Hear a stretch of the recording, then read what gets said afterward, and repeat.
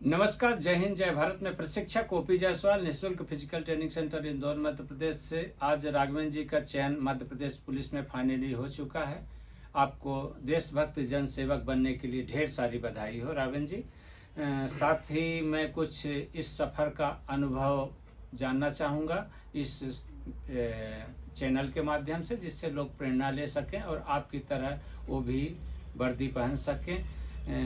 सुना था कि आपने पिछले 5 बार असफल हो चुके थे फिजिकल में। जी सर। जबकि 2 मिनट 45 सेकंड पासिंग मार्क था। जी सर। 800 मीटर रनिंग का। जी सर। इस बार आपने किस तरह से रणनीति के साथ तैयारी करे फिजिकल में, और आपने श्रेष्ठ प्रदर्शन करते हुए ओपी ग्रुप और अपने माता पिता का नाम रोशन किए। जानते हैं सफर राघवेंद्र जी के माध्यम से। जी सर। सबसे पहले तो एक व्यक्ति का टारगेट फिक्स होना चाहिए। सबसे पहले मैं एक शायरी से शुरुआत करूंगा। जब आंखों में अरमान लिया मंजिल को अपना मान लिया, जब आंखों में अरमान लिया मंजिल को अपना मान लिया, मुश्किल क्या आसान क्या जब ठान लिया तो ठान लिया। कहने का मतलब मेरा इतना सा है, मैंने कई एग्ज़ाम दिए हैं और कई बार असफल हुआ हूँ। 4-5 बार मेरिट में बाहर हुआ हूँ, जब जाके 4 बार मेरिट में बाहर हुआ हूँ, जब जाके 5वीं बार सफलता हाथ लगी है और मेरा एमपी पुलिस में फाइनल सिलेक्शन हो गया है, वो भी ओपी सर के मार्गदर्शन में। इसका मेरा पूरा श्रेय माननीय ओपी सर को जाता है, क्योंकि मैं हर बार फिजिकल में जो है रह जाता था और इस बार ओपी सर के मार्गदर्शन में बहुत अच्छी तैयारी की थी और फिजिकल में मैं बहुत अच्छे नंबर लेकर आया। तब मेरा जाकर फाइनल सूची में नाम आया है। और मैं तो उन विद्यार्थियों से बोलना चाहूँगा जिनको मार्गदर्शन के अभाव में कहीं ना कहीं कमी रह जाती है और आपको लगता है कि हम जो है सही मार्गदर्शन नहीं मिल रहा है हमको, तो एक बार जो है ओपी ग्रुप में आइए। आप भी याद करेंगे कि हाँ, यहाँ पर होती है कोई फिजिकल ट्रेनिंग एक नियम और कायदों के साथ और एक बेहतरीन तरीक़ों के साथ, और जो है यहाँ पर ओपी ग्रुप में बहुत सारे सिलेक्शन हुए हैं इस बार भी एमपी पुलिस में। तो आपसे यही बोलना चाहूँगा कि आप यहाँ पर आइए और मेहनत करिए। ओपी सर के मार्गदर्शन में जो है आपको सफलता 100% मिलेगी। सर, जब मैं यहाँ आया था तैयारी करने के लिए, मैंने लगभग 2-3 महीने आपके यहाँ प्रैक्टिस की है। सर, जब मैं आया था तो 3 मिनट 15 सेकंड मेरा टाइमिंग आधा था, लेकिन सर जो आपके गाइडेंस में जो आपने मुझे सजेस्ट किया, जो आपने मुझे सुझाव दिए, उनको मैंने फॉलो किया और जाके मेरा टाइमिंग 2:26 फाइनल रहा था और 76 नंबर मेरे जो है फिजिकल में आए थे और फाइनल सूची में नाम आ गया है और मेरा सिलेक्शन हो गया है, जो कि सर की वजह से संभव हो पाया है। सर, अच्छा, इसमें जैसे जो आप जब शुरू में जैसा कि बता रहे हैं कि 3 मिनट 15 सेकंड मेरा टाइमिंग आता था। जी सर। क्या आप सोचे थे कि मेरा फाइनली सिलेक्शन का टाइमिंग ये रहेगा 800 मीटर सर, का? कभी नहीं मैंने ऐसा सोचा था कि मैं कभी 2:25 और 2:26 में ला पाऊंगा अपना ट्रायल 800 मीटर का। जो कुछ भी हो पाया सर आपकी वजह से हो पाया। मैं तो आपके बारे में ज़्यादा नहीं बोल सकता हूं, क्योंकि सर मैंने आपका नाम सुना था 2015-16 में, आपका नाम सुना था। जब मैंने जाके 2023 में और 24 में जब आपके पास प्रैक्टिस की, तब मुझे पता लगा कि हाँ, है कोई ऐसा एक चेहरा जो मध्य प्रदेश में जाना माना है और जाना जाता है अपने सिलेक्शन के लिए और अपने परफॉर्मेंस के लिए। बच्चे यहाँ आते हैं और 2-2, 3-3 महीने में जो है सिलेक्शन लेकर चले जाते हैं। तो मैं आपसे यही बोलना चाहूँगा कि जो है आप आइए। और सबसे बड़ी बात एक और है सर, मैंने बहुत सारे फिजिकल टीचर देखे हैं, खासकर से इंदौर में और पूरे मध्य प्रदेश में। जितने भी टीचर हैं सर, कुछ ना कुछ फीस जरूर लेते हैं। वो 1000 हो, 500 हो, 5000 तक भी फीस लेते हैं सर। और सबसे बड़ी बात यहाँ है कि निःशुल्क, बिना स्वार्थ के और 365 दिन आपको जो है पूर्णतः निःशुल्क ट्रेनिंग दी जाती है। मैंने देखा है सर, बारिश के दिनों में कोच जो होते हैं वो छुट्टी मार देते हैं। सर, मैंने आपको देखा है, आप भीगते हुए आप सड़कों पर मेरे साथ दौड़े हैं। वहाँ ले जाते थे सर, वो कौन सा शांति पथ सर, वहाँ पर ले जाते थे और सर भीगते हुए, बारिश होती थी और आप भी हम लोगों के साथ साथ दौड़े हैं। वो दिन सर मेरे को बहुत याद आते हैं। और सबसे अच्छी बात एक और सर मुझे यहाँ पर लगी थी, जो अपने यहाँ मेडिटेशन होता है। सर क्या है, बच्चों का जो है दिमाग बहुत ज़्यादा भटकता है, मेरा भी भटकता था सर। दिमाग भटकने से मतलब है बाहरी चीज़ों में ज़्यादा दिमाग लगाना, अपने टारगेट जो मैंने रखा था उस टारगेट से सर भटक जाना। जो सर मेडिटेशन होता है, जब आप इस प्रकार की बातें करते हैं कि दिमाग को केंद्रित करिए, माता पिता का नाम लीजिए, अपने इष्ट भगवान का जो है स्मरण कीजिए, तो सर इन चीज़ों से जो हमारा दिमाग केंद्रित होता है सर, तो इसमें जो है हमारा टारगेट पर फोकस सबसे ज़्यादा होता है। तो सर इसका भी बहुत ज़्यादा प्रभाव पड़ा है।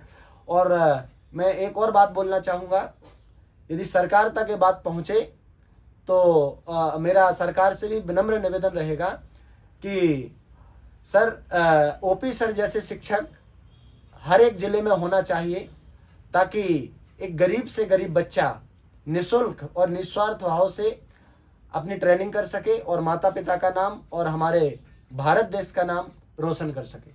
अच्छा, जो नई सरकार बनी थी इसमें फिजिकल के भी अंक पहले क्वालिफाई रहा जी करता सर। था, फिजिकल के अंक भी उन्होंने जोड़ जी करके सर। उसका क्या लाभ मिला है जो एवरेज विद्यार्थी? जी सर, मैं बोलना चाहूँगा कि जब माननीय शिवराज सिंह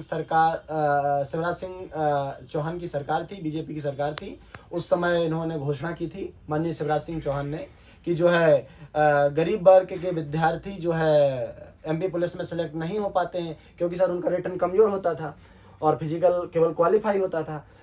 तो उस समय जो है शिवराज सिंह चौहान ने घोषणा की, और इसका जो फायदा है सर वो सबसे ज्यादा गरीब यानी किसान वर्गों के बच्चों को देखने को मिला है। सर वो रिटर्न में बहुत ज्यादा कमजोर होते थे और फिजिकल के नंबर नहीं होते थे, तो सर वो फाइनल मेरिट में नहीं आ पाते थे। अब हुआ ऐसा है कि यदि आप फिजिकल में मान लो रिटर्न में आप केवल क्वालिफाई हो जाते हैं, तो वहां पर फिजिकल के नंबर रखे गए हैं। अब फिजिकल में आप कितने नंबर ला सकते हैं वो बहुत महत्वपूर्ण है, क्योंकि आपने रिटर्न तो क्वालिफाई कर दिया, अब फिजिकल आपके हाथों में है। ना तो नॉर्मलाइजेशन काम करेगा, आपकी मेहनत काम करेगी। 80 नंबर ला पा रहे हैं आप फिजिकल में, 85 नंबर ला पा रहे हैं। और एक सर किसान वर्ग का जो बेटे बेटियां होती हैं वो आराम से मेहनत करने के लिए तैयार होते हैं, बस सर उन्हें सही गाइडेंस नहीं मिल पाता है, सर उन्हें सही मार्गदर्शन नहीं मिल पाता है। तो मैं उन बच्चों से बोलना चाहूँगा कि मुझे लगता है मैं भी भटका हूँ 4, 5, 6 साल, आप भी भटक रहे होंगे। इसलिए छोड़िए इस जंजाल को और मोह माया को, और आइए ओपी ग्रुप में और करिए अपने सपने साकार।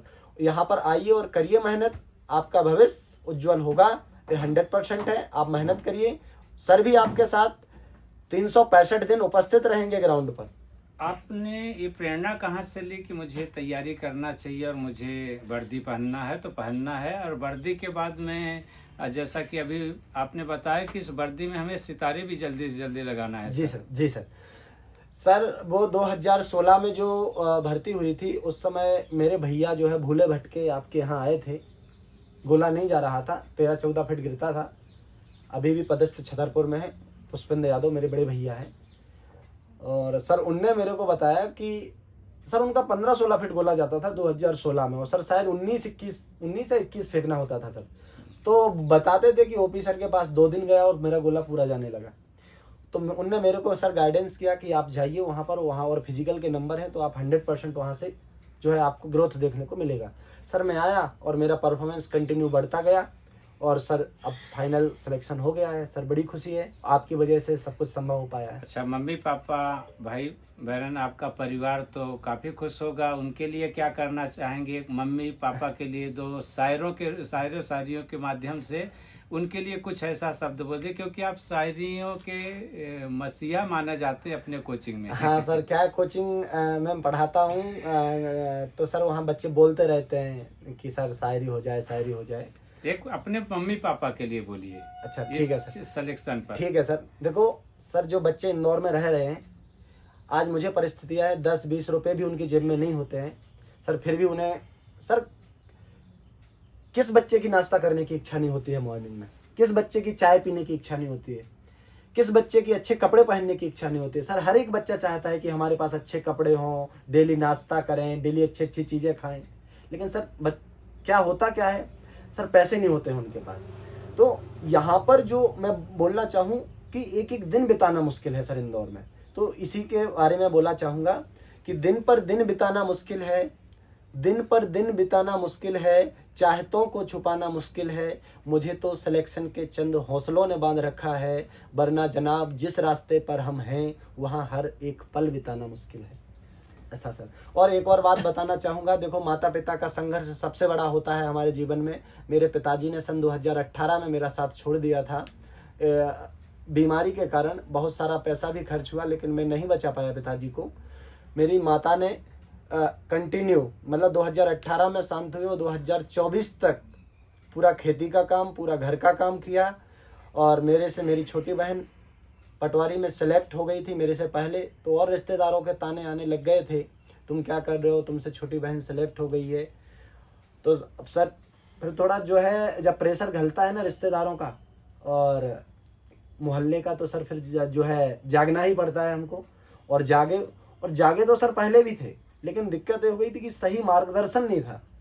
जब से मैं आपके मार्गदर्शन में मैंने तैयारी की तो सर निरंतर जो है आगे की ओर बढ़ता हुआ दिखाई दिया। अच्छा, आप बताएं कि मैं पहले कोई दूसरे ग्रुप में 60-70 बच्चों के ग्रुप में तैयारी करता था। जी सर। और जब मेरा टाइमिंग नहीं टूट रहा था तो मैं परेशान होकर के फिर आपके ग्रुप में आया, तो कुछ बच्चे कमेंट्स करने लगे, चैनलों में मेरा डालने लगे। जी सर। ये किस तरह का रहा, एक सूक्ष्म चीजें बताएं कि अकेले प्रैक्टिस करने और कोच के साथ प्रैक्टिस करने में आपको क्या। देखो सर, मैं बताना चाहूँगा उन बच्चों को कि आप मेहनत करेंगे, मजाक उड़ाने वाले बहुत लोग होंगे आपका। आप जब असफल होंगे तो बहुत लोग मजाक उड़ाएंगे, आपको बिल्कुल भी नहीं डरना है इन चीज़ों से। मैंने दौड़ना स्टार्ट किया था, मेरा भी मजाक उड़ाया लोगों ने, दौड़ना स्टार्ट कर दिया, कुछ नहीं होगा इनसे।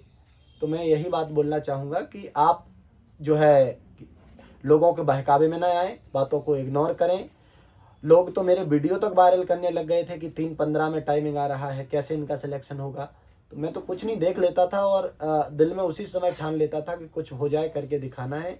और सर आपके आशीर्वाद से करके दिखाया भी और फाइनल सिलेक्शन हो गया। नहीं, आपने मेहनत किया और इतनी मेहनत करी कि खुद ही को कर बुलंद इतना कि हर तकदीर से पहले खुदा बंदे से पूछे बता तेरी रजा क्या है। ये आपके हौसले बताते हैं।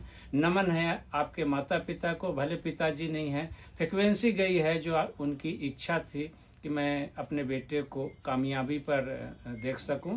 बिल्कुल वो देख रहे होंगे आपको, उन्हीं के आशीर्वाद से ही आपने ये वर्दी हासिल करी। एक बार पुनः आपको ढेर सारी बधाई हो। आपके माता को नमन हो जिन्होंने इस संघर्षों के साथ आपको ऊंचाई दी।